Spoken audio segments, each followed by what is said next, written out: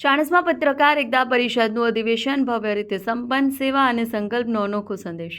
પાટણ જિલ્લાના ચાણસ્મામાં ગુરુજીની તપોભૂમિ પૂજ્ય સ્વામી શ્રી સચ્ચિદાનંદ યોગશ્રમ ખાતે પત્રકાર એકતા પરિષદનું જિલ્લા સ્તરીય અધિવેશન સફળતાપૂર્વક સંપન્ન થયું છે. આ અધિવેશનમાં ગુજરાતભરના હોદ્દેદારો, પ્રદેશ અધ્યક્ષ લાભુભાઈ કાતરોડિયા, મહિલા અધ્યક્ષ સમીમબેન પટેલ સહિત પ્રદેશ, ઝોન, જિલ્લા અને મહિલા વિંગના પ્રતિનિધિઓ મોટી સંખ્યામાં હાજર રહ્યા. સાથે જ સમાજના આગેવાનો, આમંત્રિત મહેમાનો અને દાતાશ્રીઓના ઉપસ્થિતિને કાર્યક્રમને ભવ્યતા આપી હતી.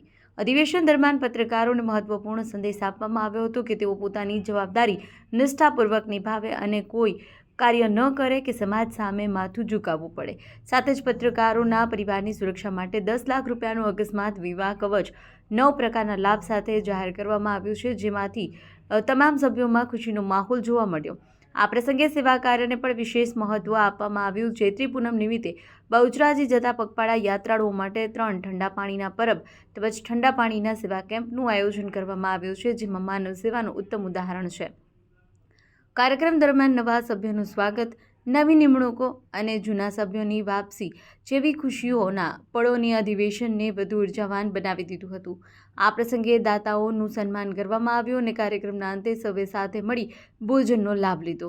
આ સમગ્ર આયોજનને સફળ બનાવવા જિલ્લા અધ્યક્ષ પ્રકાશભાઈ નાડોદા સહિત તમામ સ્વયંસેવકો અને આયોજકોની મહેનત વખાણવા જેવી હતી.